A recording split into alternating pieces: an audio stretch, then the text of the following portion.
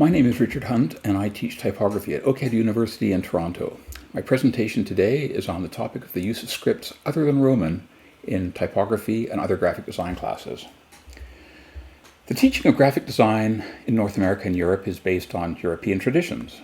We classify scripts using Vox, A type I, or something similar, and we work almost exclusively in the context of the modern Western Roman alphabet. It seems like it's time for a change, or at least a broadening of scriptural scope. So here we are, international students, international scripts. We have growing numbers of international students. Schools are increasingly financially dependent on international students. But international students make up 16% of the post-secondary student population in Canada. For typography, we tend to use the Vox A type I classification, or a variant thereof. And the Vox type I, pretty structured breakdown of the history of type. We have non-Latin. What we don't focus on are things that a lot of our students have some knowledge of. For example, the classifications of Arabic type. There are connection between different scripts and different movements, different philosophies is stronger in Arabic type. We have the idea of finial, medial, initial, and isolated characters. And in Chinese, there's a number of scripts. Chinese has different ways of communicating language. People think of it as being perhaps pictographic. It's a mixture of pictographs, ideographs, and phonetic particles. Just one example, the word for horse is ma, and I'm going to get the tones wrong, I guarantee you. The word for the questioning particle you put at the end of a word, ma, is a mouth, but you know what the sound is because it's got the drawing of the horse, which you know is ma. Things like Paul Rand's IBM logo are pretty analogous to the way that Chinese writing works. Hangul looks complex, and I know that at least some students of the Roman tradition really don't know the difference between Chinese and Hangul, the Korean writing system. But they're very different. Hangul, it's an alphabet, with the alphabet being used to compose syllables. So on the right, we have Anyong, which is high, and you can see that each of those syllables has 3 of the alphabetic elements in it. So when international students bring their language and culture to our campuses, as it says in this paper, adding to and enriching our educational environments, which I'm kind of suggesting that we do more of, many also face challenges in integrating into different academic environments. And I think by acknowledging other script systems, I think we help with that. And, of course, we can't do much about culture shock outside the studio. As teachers, that's where we are. But we can in the studio. So by considering and integrating other script and typographic editions where appropriate, we can level the playing field in terms of cultural knowledge, we can educate local students, and incorporate students who might otherwise tend to be isolated or marginalized. The Oakhead University academic plan suggests that we do this. We have 5 guiding principles and 17 priorities, which is a lot, but some of those directly apply to this. So internationalization of the curriculum can be defined as integrating an international and intercultural dimension into the course, content, and materials, as well as teaching and learning activities. That's exactly what I'm trying to do. Some students with backgrounds in non-Roman scripts are happy to use scripts with which they are familiar. Others prefer not to.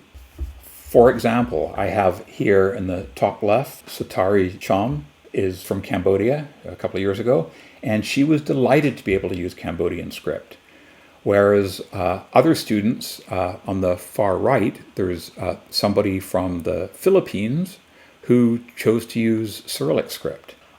This student of Ukrainian background found that she had a Ukrainian typewriter at home and then used that to create this. Because this student was Korean, and the encouragement to use her own script really led her into an investigation or a commentary, I guess, on the difficulties of being a student with a Korean background and not extremely strong English skills, the kind of isolation and disconnect and miscommunication that came from being in that situation.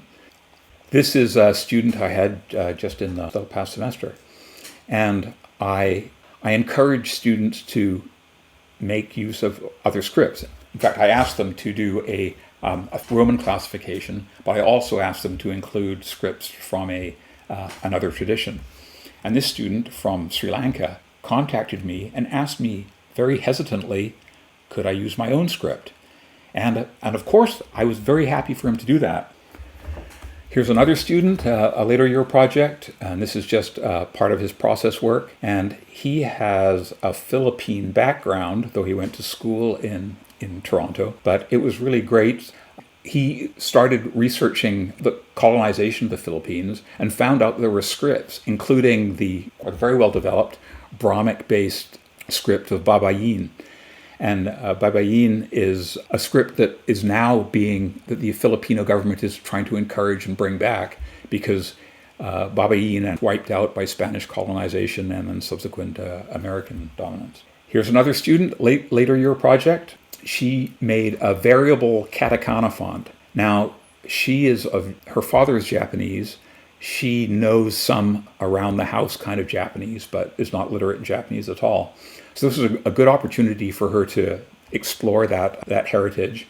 Another later year project, a student with a Korean background, literate in Korean, and he was interested in fashion design, he was interested in communication, and he used distorted Korean in juxtaposition often with Roman characters, but not always.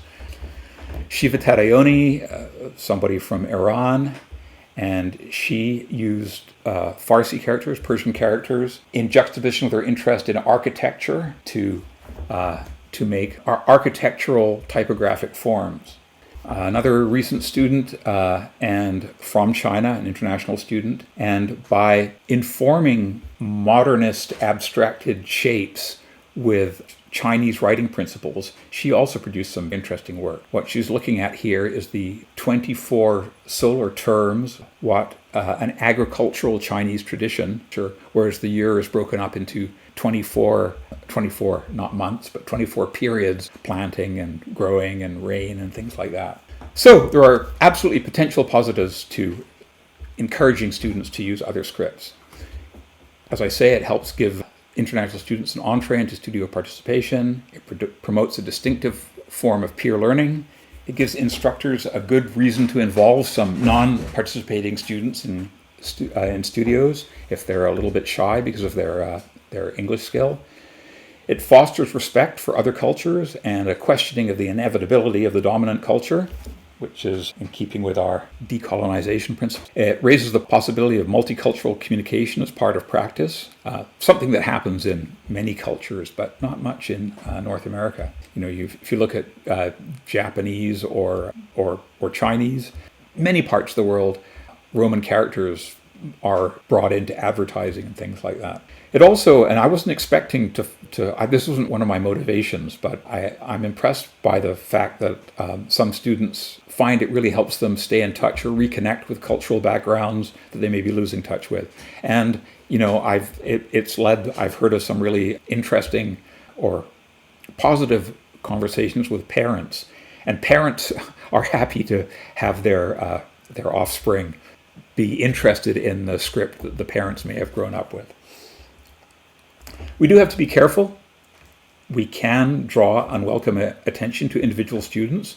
This is not really a problem at OCAD because we usually have many students of different scripts. But if you were in a place where there were only one or two students with different scripts, you might want to approach it a little bit more carefully. It might lead to invalid presumptions about students' cultures. A little knowledge about a script could be a dangerous thing, but that's just something to watch out for. I do want to avoid inappropriate appropriation of others' cultures, just using Chinese characters because they look cool without really worrying about what it means. And of course, it's inevitable, a disconnect between form and content. When we're dealing with a language and script that we know, that kind of takes care of itself, is those words make sense to us in that typeface. And if you're dealing with a different script, you don't really have that. And that's it. Thanks for listening. And if you have any questions, I'm happy to answer them live.